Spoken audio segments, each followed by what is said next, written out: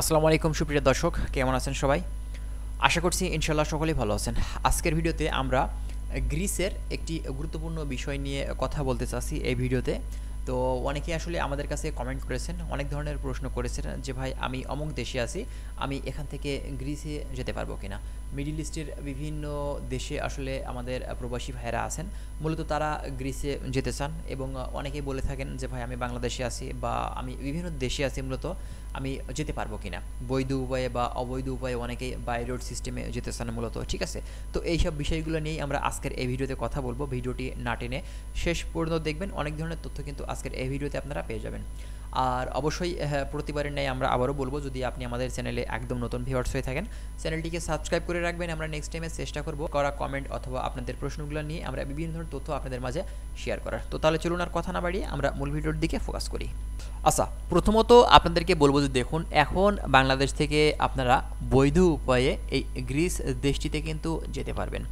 সেক্ষেত্রে আপনি বাংলাদেশ থেকেও আপনার ফাইলটা জমা দিতে পারেন। আপনি যদি মনে করেন যে আপনি ইন্ডিয়া থেকে করবেন, সেটাও কিন্তু আপনি করতে পারেন। সরাসরি অ্যাম্বাসি ফেস করে সেখানে ইন্টারভিউ দিয়ে আপনি কিন্তু ইন্ডিয়া থেকে ভিসা নিয়ে এখন গ্রিসে যেতে পারবেন। এটা হচ্ছে যারা বাংলাদেশ থেকে যাবেন তাদের বিষয়।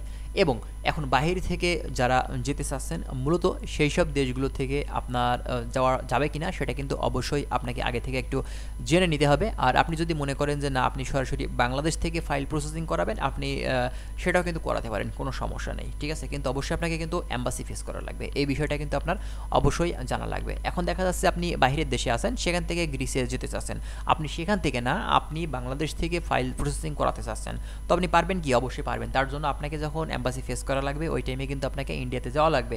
এই বিষয়টা কিন্তু অবশ্যই আপনার মাথায় রাখা লাগবে, ঠিক আছে। এবং বাংলাদেশ ছাড়া অন্যান্য যেসব বিভিন্ন দেশে আমাদের বাংলাদেশি ভাইয়েরা আছেন, মূলত প্রবাসী যারা আছেন, তো অনেকেই আছেন বৈধ উপায়ে যেতে পারছেন না, বৈধ উপায়ে কোনো ধরনের সিস্টেম পারছেন না, ভালো কোনো এজেন্সি পাচ্ছেন না। আপনারা চাচ্ছেন যে আপনারা বাই রোডে বা অন্য কোনো সিস্টেম দিয়ে যেতে পারবেন কিনা। দেখুন, বিশেষ করে গ্রিস দেশটিতে যারা অবস্থান করছে, এখানে আপনার কি বলবো, 80% বাংলাদেশি কিন্তু অবৈধভাবে গিয়ে সেখানে কিন্তু কাগজপত্র করে সেই জায়গাতে কিন্তু আছে। আর 20% আছে, এটা কিন্তু খুবই সীমিত আকারে যারা বৈধ উপায়ে গেছেন, ঠিক আছে। 20%-এর কম হবে। তো গ্রিসে মূলত যেসব বাংলাদেশি থাকে তারা বিভিন্ন দেশ দিয়ে যায়, মিডল ইস্টের বিভিন্ন দেশ দিয়ে যায়, ঠিক আছে। তারপরে ইউরোপের যেসব নন সেনজেন কান্ট্রি আছে, তো তারা বিভিন্ন সিস্টেম ওয়ে দিয়ে কিন্তু আসলে গ্রিসে অনেকেই যায়।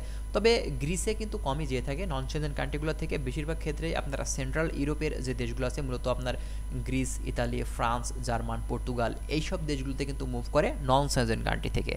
এবং আপনার গ্রিসের আশেপাশে যে দেশগুলো আছে, যেমনটা ধরুন তুরস্ক আছে গ্রিসের একদম পাশাপাশি দেশ, এর পাশাপাশি আপনার হচ্ছে যেমনটা ইরাক আছে, ইরান আছে, ঠিক আছে। তো এইসব দেশগুলোতে ফার্স্টে কিন্তু অনেকেই যায় এবং সেখান থেকে আপনার এই গ্রিসে কিন্তু মুভ করে। তো যারা ইরান অথবা ইরাক বা তুরস্ক মূলত যে থাকে, তাদের জন্য কিন্তু সুবর্ণ সুযোগ যে গ্রিসে মুভ করা, কারণ এখান থেকে কিন্তু ইজিলি ভালো যদি মাধ্যম আপনি পেয়ে থাকেন, সেক্ষেত্রে আপনি কিন্তু গ্রিসে মুভ করতে পারবেন। অনেকেই আছেন ইরাকে, মূলত আমরাও একজন ইরাক প্রবাসী, তো সেখান থেকে কিন্তু অনেক বাংলাদেশি আমাদের নিজস্ব পরিচিত অনেক ভাই আছে যারা এখন গ্রিসে অবস্থান করছে এবং অনেকেই সেন্ট্রাল ইউরোপের দেশগুলোতে মুভ করছে। ইরাক থেকে ইরানে গেছে, ইরান থেকে তুরস্কে গেছে, তুরস্ক থেকে তারপরে ঢুকছে গ্রিসে। অনেকেই আছেন যারা গ্রিসে না, ফার্স্টে বৈধভাবে তুরস্কে যাচ্ছেন, তুরস্কে যাওয়ার পরে ওখান থেকে তারপরে মুভ করছে হচ্ছে আপনার এই গ্রিসে। তো তুরস্কে অনেকে আছেন যারা ওয়ার্কার ভিসাতে যেতে চান, ওয়ার্ক পারমিট ভিসাতে যেতে চান, তো আসলে সবসময় কিন্তু ওই ওয়ার্কার ভিসাটা হয় না, বা বর্তমানে কিন্তু অনেকেই আছেন ট্যুরিস্ট ভিসাতে অনেকে কিন্তু ট্রাই করছেন আসলে এই তুরস্কে।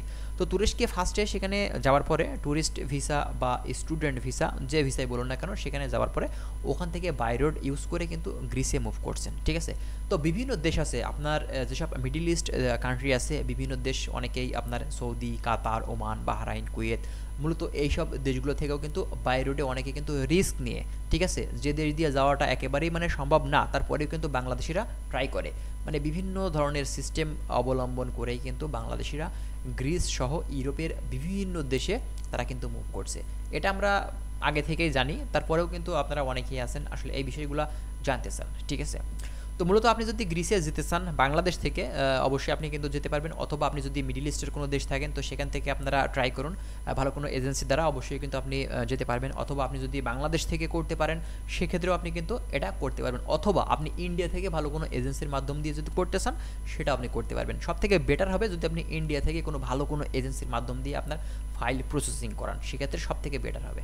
তো যাই হোক, আশা করছি আপনারা বুঝতে পারছেন। আর যদি কোনো কিছু জানার থাকে আপনারা কমেন্ট করবেন, আমরা চেষ্টা করব এই ইউরোপের গ্রিস সহ আরও বিভিন্ন যেসব দেশ আছে আপনার ইউরোপের, সেসব দেশ নিয়ে ভিডিও আকারে আমাদের এই চ্যানেলে আপলোড করার। ঠিক আছে, তো ভালো থাকবেন সবাই। আর যারা আমাদের চ্যানেল নতুন আসছেন অবশ্যই চ্যানেলটিকে সাবস্ক্রাইব করে দিবেন। তো দেখা যাচ্ছে পরের ভিডিওতে। আল্লাহ হাফেজ।